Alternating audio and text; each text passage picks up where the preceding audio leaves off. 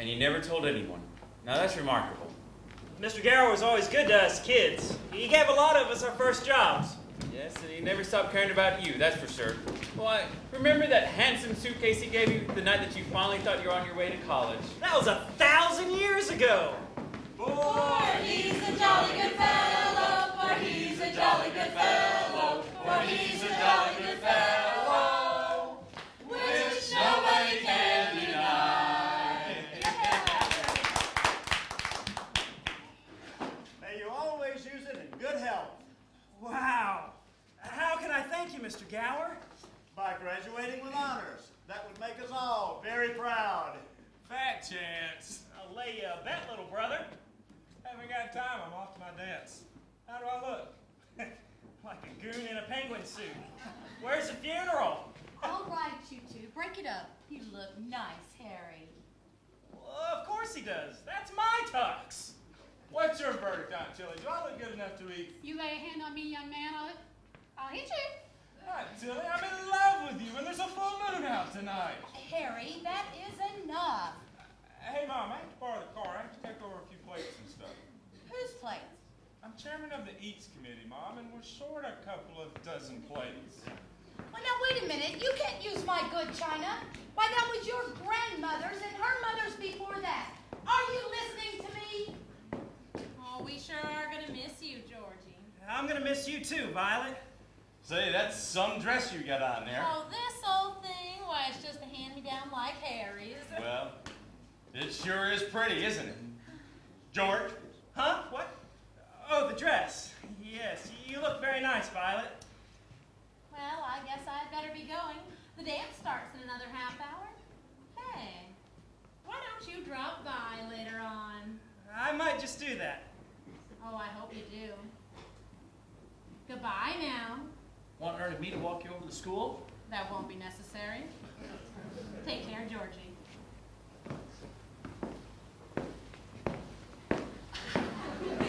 Yeah, you too, Violet. Come on, Ernie. Hey, George. There you guys. Say, Uncle Billy, where's Pop? Oh, he had a special report that he had to finish for Potter. You know, tomorrow's the board of directors meeting. I thought when Pop put him on the board of directors, he'd ease up on us. What's eating that old money-grubbing buzzard anyway? Oh, he's a sick man, George. Sick in his mind. Sick in his soul, if he has one. Hates anybody who has anything he can't have. Hates us mostly, I'm afraid. After you graduate, you wouldn't consider coming back to the building and loan with us, would you, George? Not me, Uncle Billy. I couldn't face being cooped up in that office all day. Trying to figure out how to save 3 cents on a length of pipe. I'd go crazy. I want to do big things, important things. Well, you know, George, your dad and I feel that in some small way what we do is important. It's deep in the soul of a man to want to own his own roof and walls and a fireplace to sit in front of in the evening. And we'd like to feel like we're helping him get those things. But, Bill, you know this town is no place for any man who isn't willing to crawl to Potter. Now, you've got talent, George. We've all seen it. So you go on and get yourself an education and then get out of here if you must. Have any idea of what you want to do? Well, sure. I want to build things like cities and skyscrapers. It's been a dream all my life. Still after that first million before you're 30, huh? No. I'll settle for half of that in cash. Well, your Aunt Tilly and I are sure going to miss you. I'm going to miss you guys, too. Say, Uncle Billy, do you mind taking this in? I might go check out Harry at the dance after all. Have a good time, son.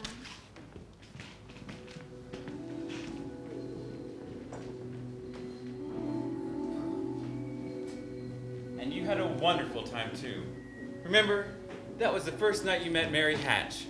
Of course, you know Mary all your life. She grew up behind you about 3 or 4 years, always in the background until one of you boys noticed her, and then sent her on her way. But that didn't stop Mary, oh no. You just never took notice of her. Not until that fateful night at Harry's graduation party. That's when you danced to Charleston all night through. Until someone tripped the lock on the gym room floor, and everyone fell or jumped into the swimming pool.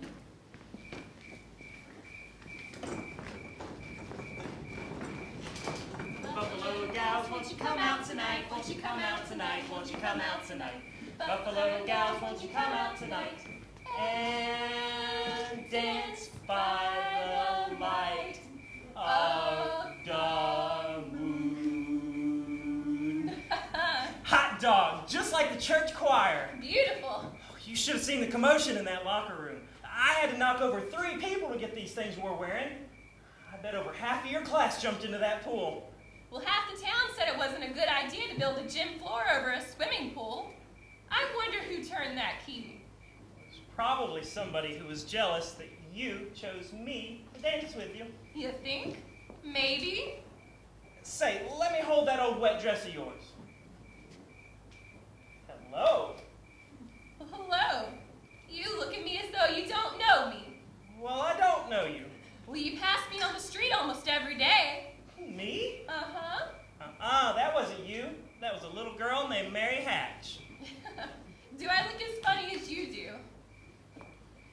I guess I'm not quite the football type. But you look wonderful. You know, if it wasn't me talking, I'd say you were the prettiest girl in town. Well, why don't you say it? Well, I don't know. Maybe I will say it. Say, how old are you anyway? You can't ask that. Well, I am. I'm 18. 18? But just last year, you were 17. Well, too young or too old? No, just right. Your age fits you. Yes, sir. I'd say you look a little older without your clothes on. I mean, without a dress. You look older. I mean, younger. Sorry. Sir, my train, please. A pox upon me for clumsy lout. Your caboose, my lady. You may kiss my hand.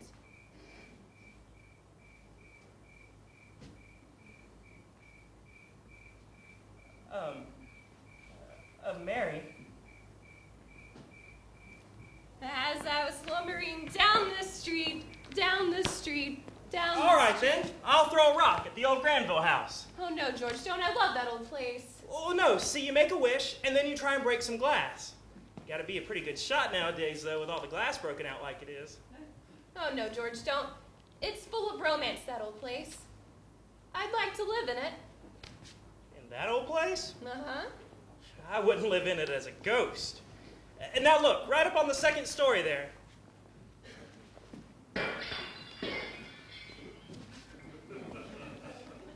What'd you wish for, George? Not just one wish, but a whole hatful. I know what I'm going to do tomorrow, and the next day, and the next year, and the year after that. I'm going to shake the dust of this crummy little town off my feet, and I'm going to see the world. Italy, Greece, the Parthenon, the Colosseum, everything. Then I'm going to go to college and see what they know. And then I'm going to come back. And when I come back, I'm going to build things. I'm going to build skyscrapers 100 stories high. And I'm going to build a bridge a mile. Hey, are you going to throw a rock? Hey, that's pretty good, Mary. What'd you wish for? Buffalo gals, won't you come out tonight? Won't you come out tonight? Won't you come out tonight? Buffalo gals, won't you come out tonight? And dance by the light of the moon. What'd you wish for when you threw that rock?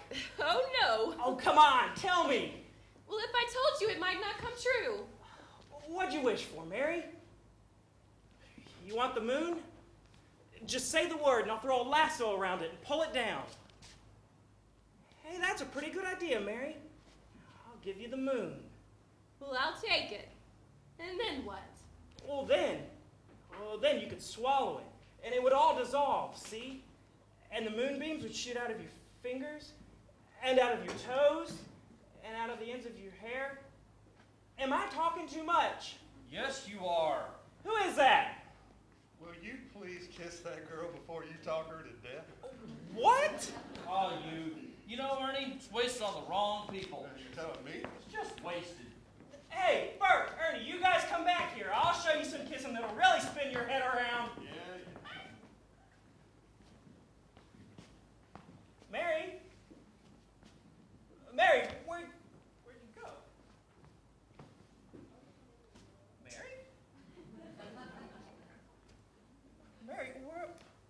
That's a neat trick. I'm over here, in the bushes.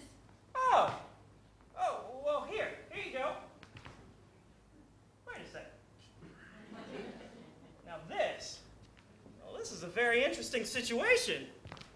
Please give me my robe. A fella doesn't get into this kind of situation every day. I'd like to have my robe. At least not here in Bedford Falls. Ouch! Oh! Gesundheit. Now this is going to require some special thinking here. George Bailey, shame on you. You know, I've read about